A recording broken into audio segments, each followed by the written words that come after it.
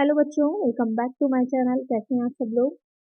आप लोग की प्रोजेक्ट सॉल्यूटिव फ्रेमवर्क की क्लासेस चल रही थी। इसमें प्रीवियस वीडियो में हमने पढ़ा था कि जो माल का स्वामित्व होता है, ओनरशिप होती है, वो कैसे ट्रांसफर होती है अलग अलग तरह के गुड्स में और क्या इफेक्ट होता है जो विक्रय अनुबंध है उस पर। आज की वीडियो में हमारा नेक्स्ट टॉपिक रहेगा विक्रय अनुबंध का निष्पादन, performance of contract of sale. क्या रहता है, किस तरह से इसका निष्पादन किया जाता है। तो वीडियो को शुरू करते हैं। वीडियो शुरू करने से पहले जिन बच्चों ने चैनल को सब्सक्राइब नहीं किया है, सब्सक्राइब कर लीजिए। वीडियो अच्छी लगेगी लाइक कर दीजिएगा और फ्रेंड्स तक वीडियो को शेयर कर दीजिएगा। तो जब भी बात आती है कि किसी भी अपने अनुबंध जो पढ़ा था, जो कॉन्ट्रैक्ट एक्ट पढ़ा था, उसमें निष्पादन की बात जब आती है कि परफॉर्मेंस इसका कंप्लीट हो जाना, तो मतलब होता है निष्पादन हो जाना। तो उसमें क्रेता और विक्रेता के दोनों के कर्तव्य आ जाते हैं। तो आइए देखें सबसे पहले कि क्या ड्यूटीज होती हैं एक सेलर की रिलेटेड। पहली ड्यूटी हो जाती है माल की स्पुर्दगी देना, टू डिलीवर द गुड्स। जो विक्रेता है उसका ये कर्तव्य होता है सेलर का कि जो भी माल, जो भी गुड्स रखे गए हैं जो अनुबंध के बीच में अनुबंध के लिए, तो उनको ट्रांसफर कर दे, उनको सुपुर्द करे।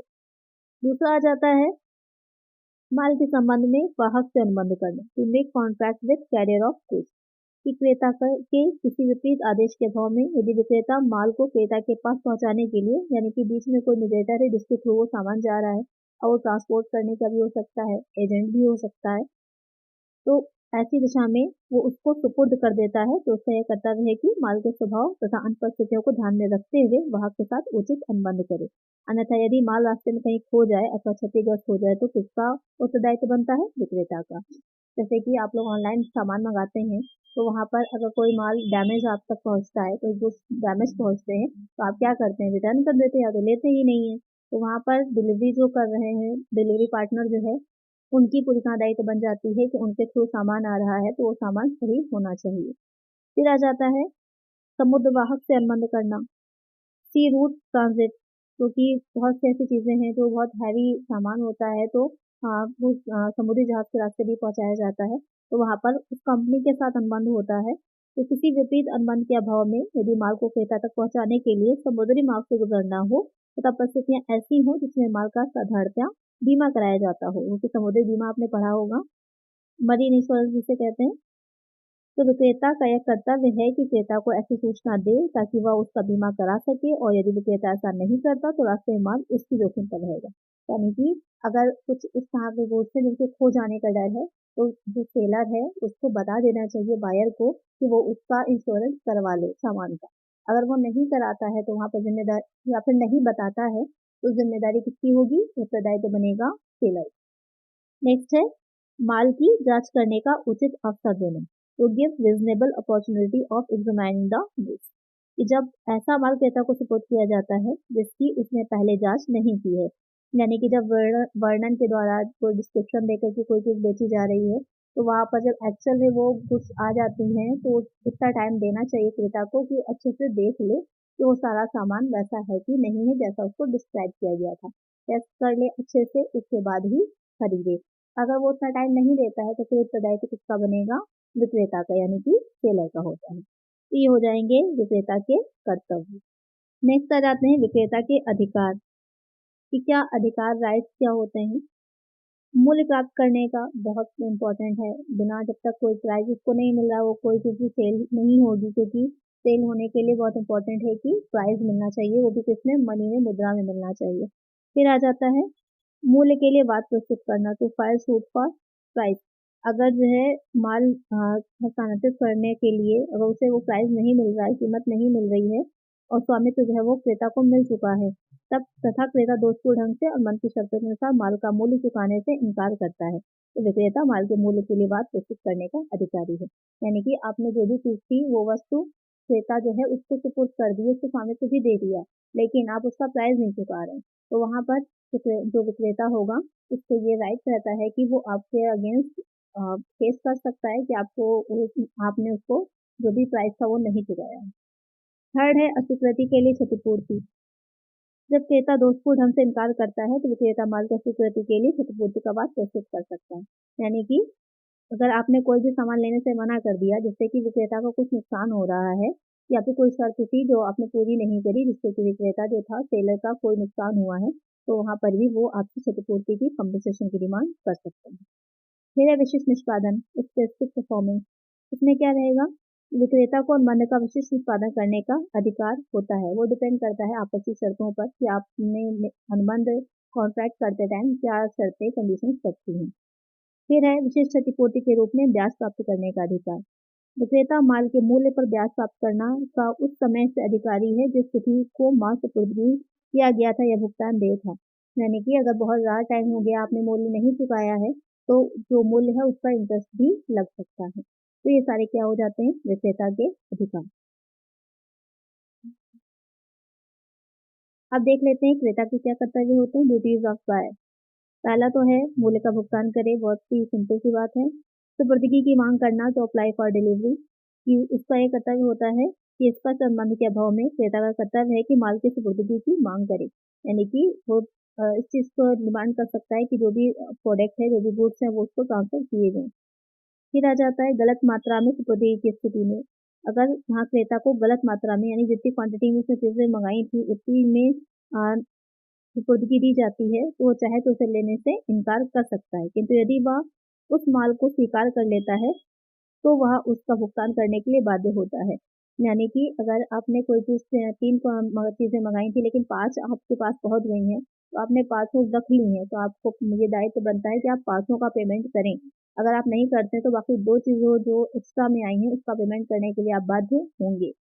या तो आप इनकार कर सकते हैं कि हम बाकी के 2 नहीं लेंगे, लेकिन अगर आप इनकार नहीं करके उसको रख लेते हैं तो आपको पेमेंट करना पड़ेगा। फिर है मार्ग में माल खराब होने की जोखिम को सहना। जब विक्रेता किसी अन्य स्थान पर माल की सुपुर्दगी अपनी जोखिम पर देने के लिए सहमत हो जाता है, तो क्रेता का किसी विपरीत अनुबंध के अभाव में एक कर्तव्य है कि वह मार्ग में माल के खराब होने की जोखिम भी वहन करे।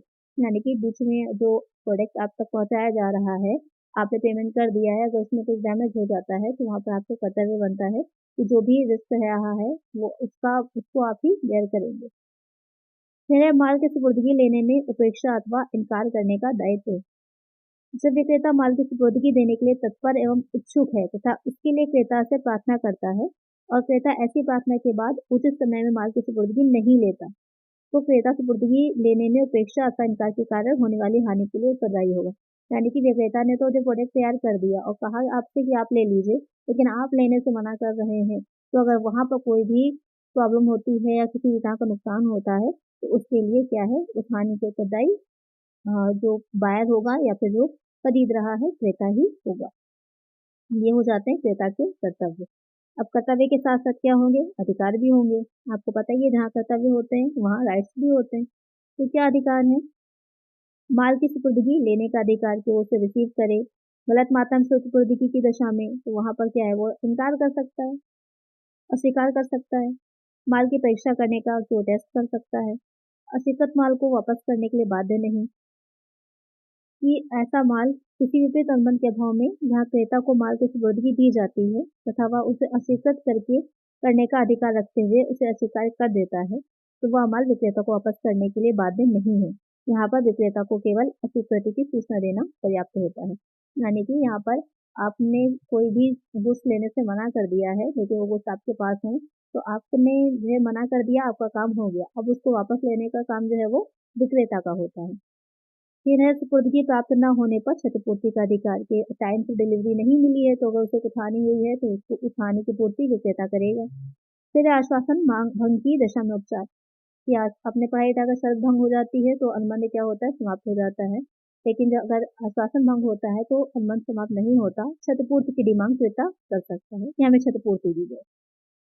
तो ये हो गए क्रेता के अधिकार। फिर आ जाता है कि माल की सुपुर्दगी, डिलीवरी ऑफ गुड्स। सुपुर्दगी क्या होती है, सुपुर्दगी से तात्पर्य क्या होगा, एक व्यक्ति द्वारा दूसरे व्यक्ति को स्वेच्छापूर्वक माल के अधिकार का हस्तांतरण करना।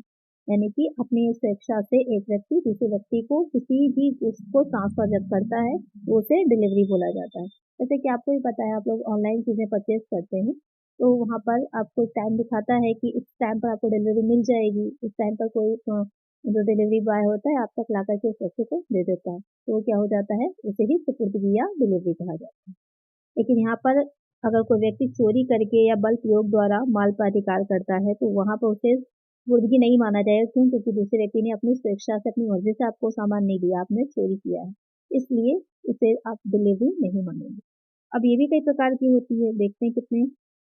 पहला है वास्तविक सुपुर्दगी। इसमें क्या रहता है कि जब माल वास्तव में विक्रेता द्वारा क्रेता अथवा उसके प्रतिनिधि को, किसी एजेंट को प्रदान कर दिया जाता है, तो उसे वास्तविक सुपुर्दगी कहते हैं। प्रतिनिधि को क्रेता की ओर से माल को अपने अधिकार में रखने की स्वीकृति प्राप्त होने आवश्यक है। इस प्रकार भौतिक सुपुर्दगी को वास्तविक सुपुर्दगी कहा जाएगा। जैसे साइकिल का अगर एग्जांपल ले लें, साइकिल आपने जब दूसरे व्यक्ति को दे दी तो वहां पर मान लिया जाएगा कि आपने उसे डिलीवर कर दी, या फिर उस दूसरे व्यक्ति ने किसी और व्यक्ति को भेजा है, अपने किसी दोस्त को भेजा, आपने उसके हाथ में दे दी है साइकिल, तो भी मान लिया जाएगा कि आपने डिलीवरी कर दी है।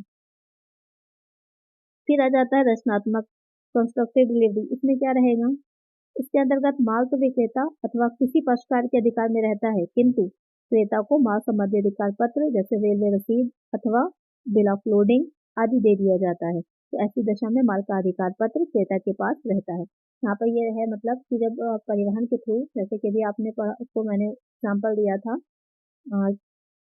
जैसे कि अगर ट्रेन से आपको कुछ सामान ऐसे होते हैं जब ट्रेन के थ्रू आप भिजवा रहे हैं, मालगाड़ी होती है उसके थ्रू आप भिजवा रहे हैं, वहाँ पर आपने लेकिन जो भी अधिकारियों को पत्र से मिला होगा, क्योंकि आपको कोई रिसीविंग मिली होगी, आपने वो रिसीविंग जो क्रेता है उसको ट्रांसफर कर दी है, तो वहाँ पर भी मान लिया जाएगा कि आपने माल की स्पुर्दगी कर दी है। भले ही वो माल क्रेता तक, बायर तक नहीं पहुँचा है, लेकिन आपने उसको जो पेपर्स थे वो भेज दिए हैं, तो मान लिया जाएगा कि वो रचनात्मक सुपुर्दगी हो गई है। फिर आ जाता है सांकेतिक सिंबॉलिक डिलीवरी। इसमें क्या रहता है कि जब माल तौल या परिणाम में इतना अधिक हो कि इसे एक स्थान से दूसरे स्थान पर ले जाना अथवा भौतिक रूप से हस्तांतरण करना असंभव हो, तो विक्रेता उसे हस्तांतरण करने के उद्देश्य से क्रेता या उसके प्रतिनिधि को केवल संकेत प्रदान कर देता है। इसी को सांकेतिक सुपुर्दगी कहते हैं। यानी कि आपने किसी से कह दिया कि हाँ ये सामान हम आपको ही बेचेंगे, आपको ही देंगे और किसी को नहीं देंगे, तो क्या है, आपने सिंबलिक यानी कि सांकेतिक सुपुर्दगी कर दी है। आपकी समझ में आ गया होगा सुपुर्दगी कितने प्रकार की होती है। अब आगे इसमें देखते हैं सुपुर्दगी संबंधी क्या नियम होते हैं। Rules regarding delivery. क्या नियम होते हैं, पहला तो यह है कि इच्छानुसारी होती है, दोनों की इच्छानुसार जो भी आपस में नियम बने होते हैं उनका पूरा होने। लेकिन यहाँ पर साथ में और कौन से नियम लागू होते हैं, सुपुर्दगी एवं भुगतान संवर्ती शर्तें होने। अगर कुछ आपस में दोनों में शर्तें डिसाइड की गई हैं तो सुपुर्दगी तथा भुगतान दोनों साथ साथ होने चाहिए। यानी कि कभी कभी ये होता है कि जैसे ही आप डिलीवरी दे रहे हैं वैसे ही आपको पेमेंट भी मिल जाए, इस तरह की कोई शर्त होगी तो सुपुर्दगी वहीं पर जब पेमेंट आप कर देंगे तभी मानी जाएगी। सुपुर्दगी वास्तविक, रचनात्मक अथवा सांकेतिक हो सकती है, ये तो अभी आपने पढ़ ही लिया। क्रेता द्वारा सुपुर्दगी के लिए आवेदन करना कि किसी विपरीत अनुबंध के अभाव में विक्रेता माल की सुपुर्दगी उस समय देने के लिए बाध्य नहीं है जब तक कि क्रेता उसके लिए आवेदन न करे। वो कहेगा कि हमें जो इस चीज की डिलीवरी दी जाए, जब आप कहेंगे तभी वो आपको सुपुर्दगी देगा। सुपुर्दगी का ढंग कि किस तरह से दी जाए विक्रेता के अनुबंध पर निर्भर करता है, जो इस पर शर्त गर्भित हो सकता है। यानी आपस में जो भी अनुबंध में डिसाइड किया जाएगा उसके अकॉर्डिंग दी जाएगी। सुपुर्दगी का स्थान की कहाँ पर दी जाए, तो सामान्यतः विक्रय अनुबंध में सुपुर्दगी का स्थान दिया हुआ होता है।